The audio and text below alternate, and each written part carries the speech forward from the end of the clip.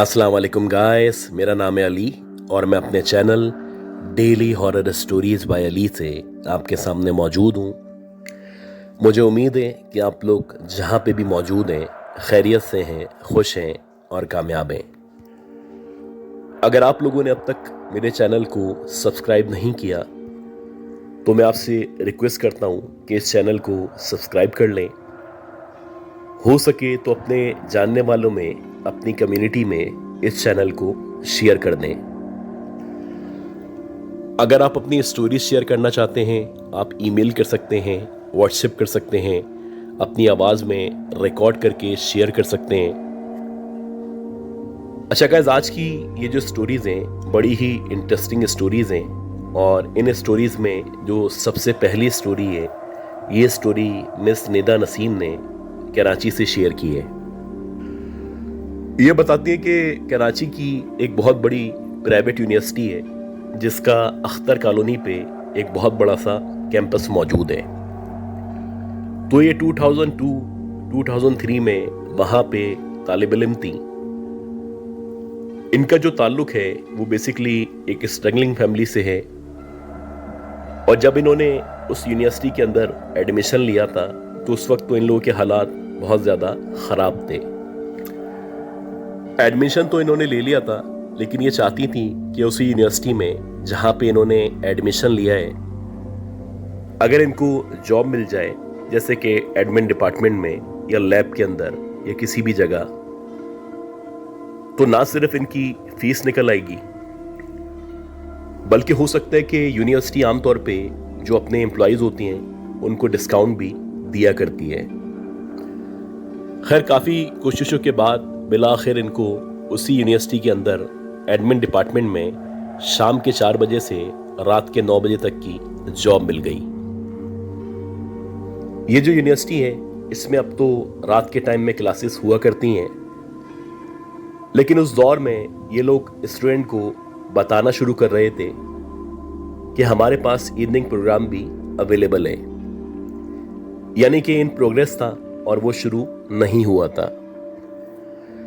ये बताती है कि आमतौर पे जो मॉर्निंग के स्टूडेंट थे, ये जितनी भी क्लासेस थी वो 2 या 3 बजे तक मुकम्मल हो जाया करती थी और उसके बाद क्योंकि मैं एडमिन डिपार्टमेंट में थी तो मेरी जिम्मेदारी थी, मेरे अलावा एक और लड़का था वो भी वहाँ पे मौजूद होता था, कि शाम के औकात में अगर कोई यूनिवर्सिटी विजिट करे या यहाँ पे एडमिशन के बारे में मालूमात ले तो हम लोग वहाँ पे अवेलेबल हुआ करते थे। ये बताती है कि इसी तरह एक आध महीना बड़ा नॉर्मल गुजरा और इत्तफाक से यूनिवर्सिटी के अंदर एक सेमिनार था और वो जो सेमिनार था वो इवनिंग के टाइम में ही अरेंज किया गया था। जब ये सेमिनार ख़त्म हुआ तो रात के तकरीबन 9, साढ़े 9 बज चुके थे और तकरीबन सारे ही स्टूडेंट, सारे टीचर्स, इवन के जो डीन थे वो भी वहाँ से जा चुके थे। मेरा थोड़ा सा काम पेंडिंग था, मैं इसलिए अपने डिपार्टमेंट में अपने रूम के अंदर बैठी हुई थी और मेरे अलावा बाहर 2 गार्ड्स मौजूद थे। मेरी कोशिश हुआ करती थी कि मैं अकेली आमतौर पे यूनिवर्सिटी में ना रुकूं, लेकिन कुछ वजूहात इस तरह की थी कि मुझे किसी भी सूरत में इस काम को कंप्लीट करना था और अगले दिन इसकी प्रेजेंटेशन देनी थी। ये बताती है कि मैं चेयर पे बैठी हुई थी और हमारे रूम से बाहर की तरफ का जो हिस्सा था, यानी जो कॉरिडोर था या जो सामने वॉशरूम था, वो मुकम्मल तौर पे वाज़े नजर आया करता था। मेरा जो फोकस था वो डॉक्यूमेंट्स की तरफ से था। इसी दौरानिए में मुझे एकदम से लगा कि जैसे वो जो वॉशरूम वाला हिस्सा है उस वॉशरूम की तरफ से कोई बाहर निकला है और कॉरिडोर से चलता हुआ आगे की तरफ बढ़ रहा है। मैं क्योंकि अपने काम में इस कदर बिजी थी कि उस तरफ से किसी के गुजरने के बावजूद भी मैंने मुकम्मल तौर पे इस बात को नजरअंदाज कर दिया। मैंने सोचा कि हो सकता है कोई गार्ड हो जो वॉशरूम यूज कर रहा हो, या हो सकता है कि कोई स्टूडेंट है जो वापस आ गया हो, या कोई भी स्टाफ मेंबर हो जो यहाँ से गुजर रहा हूं। खैर, मैं दोबारा से अपने काम में बिजी हो गई और अब तकरीबन 10 या 15 मिनट के बाद मुझे एकदम से किसी के हंसने की या कहका लगाने की आवाज आई। ये जो हंसने की या कहका लगाने की आवाज थी, ये मुकम्मल तौर पे किसी लड़की की या किसी औरत की आवाज थी। जैसे कि आमतौर पे लड़कियां खुशी का या अपनी मुसर्रत का इजहार किया करती हैं, तो उस आवाज से लग रहा था कि जिसने भी ये कहका मारा है वो बहुत ज्यादा खुश है। अब मुझे थोड़ी सी हैरानी हुई, क्योंकि ऑलमोस्ट सारे के सारा स्टाफ, सारे के सारे स्टूडेंट, कोई भी तो यहाँ पे मौजूद नहीं था। तो बिलाखिर ये कौन लड़की थी जो बिल्कुल कॉरिडोर के रास्ते में या यहाँ पे खड़ी होके हंस रही है। अब ये सोचते ही जैसे ही मैं खड़ी हुई और मैंने सोचा कि मैं कॉरिडोर की तरफ जाती हूँ, वहां जाके चेक करती हूँ, तो ये बताती हैं कि जैसे जैसे मैं आगे बढ़ रही थी वैसे वैसे ये जो हंसने की आवाज थी ये मुसलसल बढ़ती चली जा रही थी। और अब मुझे लगने लगा था कि जो भी कॉरिडोर के रास्ते में या बैक साइड पे मौजूद है उसको शायद पता चल चुका है कि मैं उसकी तरफ बढ़ रही हूँ, और वो जानबूझ के मुझे तंग करने के लिए या मुझे डराने के लिए और जोर जोर से हंस रही है। ये बताती है कि जैसे ही मैं कमरे से बाहर निकली और मैंने कॉरिडोर के आखिर की तरफ देखा, तो मैंने देखा कि वहां पे बिल्कुल आखिर में जहां पे कॉरिडोर खत्म होता है उसके बिल्कुल बराबर में जीना मौजूद है। एक औरत सफेद कलर की साड़ी में खड़ी हुई है। उसके जो बाल हैं वो मुकम्मल तौर पे खुले हुए बाल हैं और बज़ाहिर देखने से कोई हेल्दी सी या मोटी सी औरत लग रही है। मुझे उसकी बैक साइड नजर आ रही है, जबकि उसकी जो फ्रंट साइड है वो जीने की तरफ या स्टेयर्स की तरफ मौजूद है। अब मुझे बड़ी हैरानी हुई कि ये औरत भला यूनिवर्सिटी के अंदर इस फ्लोर पे कैसे आ सकती है। यह बताती है कि जब मैंने उसके कपड़ों पे या उसके हुलिये पे गौर करना शुरू किया तो बज़ाहिर ऐसा लगा जैसे कचरा चुनने वाली या मांगने वाली कोई औरत है और वो नंगे पैर यहां पे मौजूद है।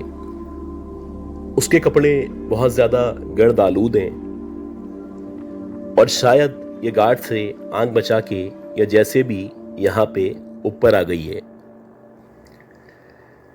ये बताती है कि मैं बड़ी हैरान थी और मैं सोच ही रही थी कि गार्ड को जाके फोन करती हूँ और उससे पूछती हूँ कि आखिर कौन लड़की है जो इस यूनिवर्सिटी के अंदर ऊपर तक आ गई है। ये बताती है कि इससे पहले कि मैं वापस मुड़ती या उस लड़की से कुछ पूछती, उसने एकदम से पलट के मेरी तरफ देखा और जैसे ही उसने पलट के मेरी तरफ देखा तो मैंने देखा कि उसका जो चेहरा है वो बहुत ज्यादा झलसा हुआ चेहरा है और उसके चेहरे पे एक अजीब सी मनहूसियत या वीरानियत मौजूद है।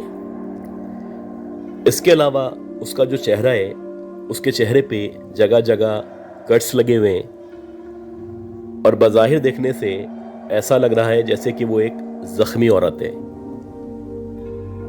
ये बताती है कि जैसे ही उसने मेरी तरफ देखना शुरू किया तो सच्ची बात यह है कि मैं खौफ का शिकार हो गई और मुझे बाकायदा डर लगने लगा। जैसे ही मुझे डर लगने लगा तो वो जो औरत थी वो एकदम से पलटी और पलटती हुई सीधा मेरी तरफ बढ़ने लगी। अब जैसे जैसे वो मेरे करीब आ रही थी वैसे वैसे उसके चेहरे पे एक अजीब सी मुस्कुराहट थी जो फैलती चली जा रही थी और इस कम रोशनी के बावजूद भी उसकी जो आंखें थीं वो चिरागों की तरह रोशन थीं। जैसे ही इस औरत ने मेरे करीब बढ़ना शुरू किया और मुझे इस तरह से देख के मुस्कुराना शुरू किया, मैं फौरन से पलटी और अपने रूम की तरफ तेजी से भागी। ये बताती है कि जैसे ही मैं अपने रूम के अंदर आई फौरन से मैंने गार्ड को कॉल की और उसको कहा कि जितना जल्दी हो सकता है ऊपर आ जाओ। पता नहीं कौन औरत है जो ऑफिस के अंदर घुस चुकी है। फोन करते ही मैंने फौरन से जो भी आयत आती थी वो पढ़ना शुरू की और जो मेरी आंखें थी मुसलसल गेट की तरफ मौजूद थी और मैं वेट कर रही थी कि कब वो जो औरत है या वो जो भी मखलूक है एकदम से मेरे सामने आएगी और मेरी जान निकाल देगी। लेकिन अल्लाह का शुक्र है कि बजाय इसके वहां पे औरत आती उससे पहले वहां पे गार्ड पहुंच चुके थे। जैसे ही गार्ड्स को मैंने अपनी तरफ बढ़ता हुआ देखा तो मेरी जान में जान आ गई और मैंने गार्ड्स को कहा कि इस कॉरिडोर में जीने के करीब एक औरत मौजूद थी जिसकी बहुत ही खौफनाक या भयानक शक्ल थी। अच्छा, मेरी बात सुनने के बाद वो जो गार्ड्स थे वो दोनों ना सिर्फ मुस्कुराने लगे बल्कि मुस्कुरा के एक दूसरे को एक अजीब सी निगाह से देखने लगे, जैसे कि शायद वो इस बारे में मुझसे पहले से और मुझसे बेहतर जाना करते हैं।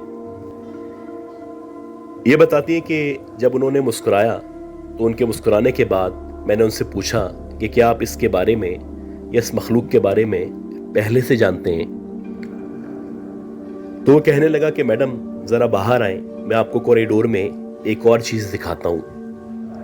अब जैसे ही उसने ये कहा तो मेरा जो खौफ था बजाय कम होने के मजीद बढ़ना शुरू हो गया।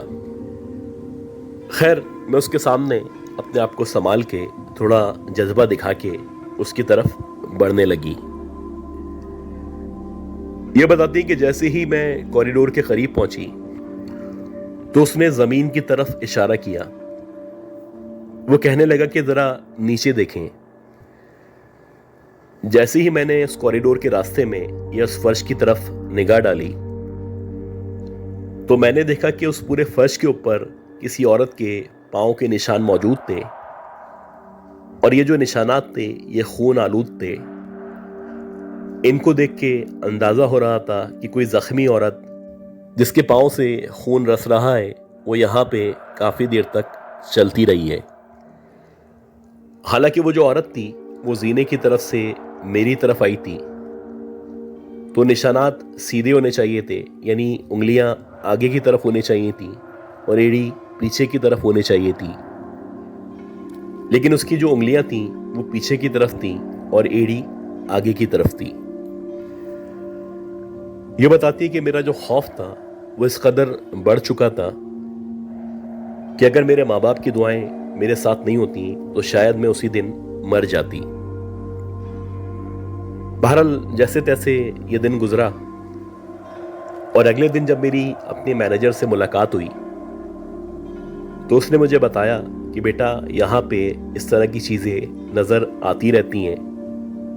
खास तौर पे ये जो सामने का हिस्सा है जो कि एक डबल रोड है जहाँ पे नाला मौजूद है, इस एरिया के बारे में कहा जाता है कि ये इस तरह की मखलूकात का गढ़ है। और ये जो यूनिवर्सिटी है जब यहाँ पे इसकी तामीर नहीं हुई थी तो तब से ही ये जो जगह थी ये हॉन्टेड थी। अगर आपको अब यहाँ पे जॉब करनी है तो कोशिश करना है कि पाक साफ रहें, आयतल कुर्सी की तिलावत करें और जब भी इस तरह की चीज़ें या इस तरह की मखलूकात नज़र आएं तो डरने के बजाय गार्ड्स की तरह इग्नोर करें। तो ही आप इस यूनिवर्सिटी में ना सिर्फ पढ़ सकती हैं बल्कि अपनी जॉब भी कंटिन्यू कर सकती हैं।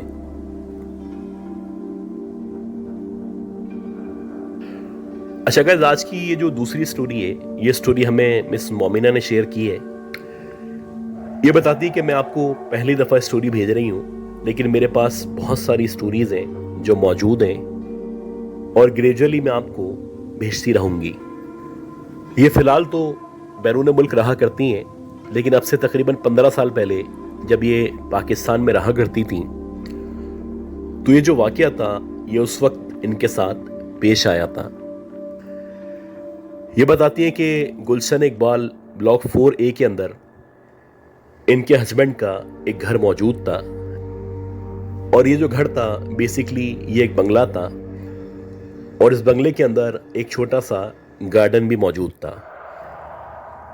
जब मेरी नई नई शादी हुई थी, तो शादी होने के बाद मैं अपने हस्बैंड के घर में जब ब्याह के आई थी, तो जिस दिन से मैं यहाँ पे आई थी उस दिन से ही मुझे जो घर था वो बड़ा ही पुरस्कार और बेरौनक लगा करता था। शुरू में मैं ये समझती थी कि जैसे आमतौर पे लड़कियों की शादी होती है और वो नई जगह जाती हैं, तो उनको उस माहौल में एडजस्ट होने में या सेट होने में टाइम लगा करता है। मैं कोशिश करती थी कि इग्नोर करूं और ख़ुद को यहाँ पे एडजस्ट करने की कोशिश कर सकूं। लेकिन किस्सा मुख्तसर, इसी तरह तकरीबन 10 या 9 दिन गुजर गए, और ठीक 10 दिन के बाद मेरे जो हस्बैंड थे उनको किसी काम से 4 या 5 दिन के लिए इस्लामाबाद जाना पड़ा। अब जब मेरे हस्बैंड इस्लामाबाद चले गए तो ये पूरा घर था, मैं अकेली थी और इस घर में मेरे अलावा कोई भी मौजूद नहीं था। मैं शादी से पहले भी और शादी के बाद भी नमाज की पाबंद थी। मेरी पूरी कोशिश होती थी कि 5 नहीं तो कम से कम 4 वक्त की नमाज जरूर पढ़ूं। इसी तरह एक रात को तकरीबन 4 साढ़े 4 बजे मेरी आंख खुली और मुझे एक अजीब सी बेचैनी महसूस हो रही थी। बहरहाल मैं उठ के बैठी और मैंने सोचा कि अभी फजर होने में 1 घंटा बाकी है, क्यों ना उससे पहले मैं वज़ू करूं और वज़ू करने के बाद थोड़ी तिलावत कर लूं। जब फजर की अजान हो जाएगी तो मैं फजर की नमाज पढ़ के सो जाऊंगी। खैर, मैं जैसे ही वॉशरूम गई और वहां जाके मैंने वज़ू करना शुरू किया, तो मुझे ऐसा महसूस होने लगा कि ये जो गार्डन है उस गार्डन में कोई मूवमेंट हो रही है, या कुछ अजीब सा शोर है जो मुझे महसूस हो रहा है। शुरू में तो मैंने इग्नोर करने की पूरी कोशिश की, लेकिन जब आवाज़ें मुसलसल बढ़ती चली गईं और वो अपनी तरफ मुतवज्जा करने लगीं, तो मैंने वज़ू करते ही सबसे पहले बाहर की तरफ, यानी जहाँ पे गार्डन था उस तरफ देखना शुरू किया।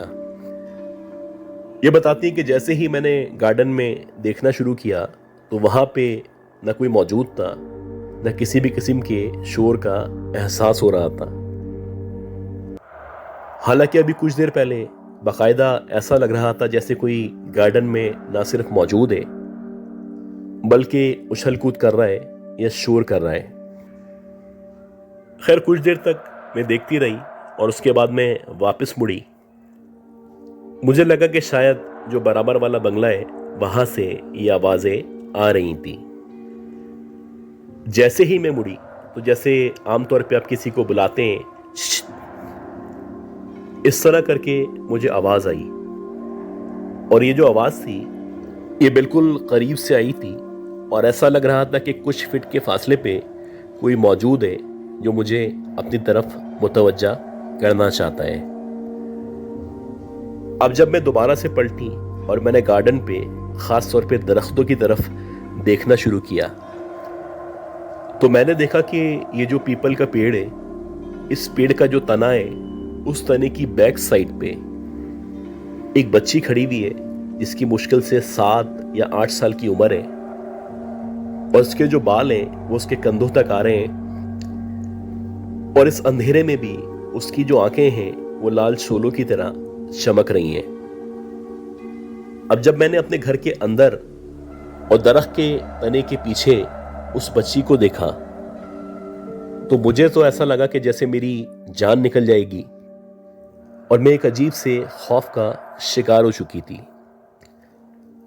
भला ये कौन बच्ची थी जो इस रात में इस दरख्त के करीब ना सिर्फ खड़ी हुई थी बल्कि मुसलसल तने के पीछे से मेरी तरफ देख रही थी, और ना सिर्फ देख रही थी बल्कि मुख्तलिफ आवाजें अपने मुंह से निकाल रही थी।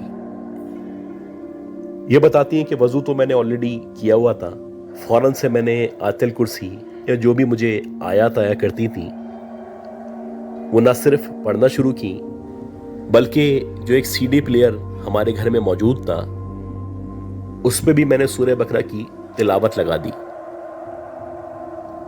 ये बताती है कि अल्लाह जानता है कि ये जो 1 घंटा था, जो फजर की अजान से पहले का घंटा था, कितनी मुश्किल से मैंने गुजारा। खैर, अल्लाह अल्लाह करके जब फजर की अजान हुई तो मेरे अंदर हौसला बहाल हुआ और मैं मुकम्मल तौर पे सुकून में आ गई। गाइस, उम्मीद करता हूँ ये जो स्टोरीज मैंने शेयर की हैं, ये स्टोरीज आपको पसंद आई होंगी। अगर आप लोगों को ये स्टोरीज पसंद आई हैं तो प्लीज़ मेरे चैनल को लाइक करें, सब्सक्राइब करें, शेयर करें। दुआ करें कि अल्लाह ताला मुझे, मेरी फैमिली को, हम सबको, आप सबको सेहत दे, जिंदगी दे, सलामती दे और कामयाबी दे। अगले अपलोड तक के लिए अपना बहुत ही ख्याल रखिएगा। अल्लाह हाफिज़।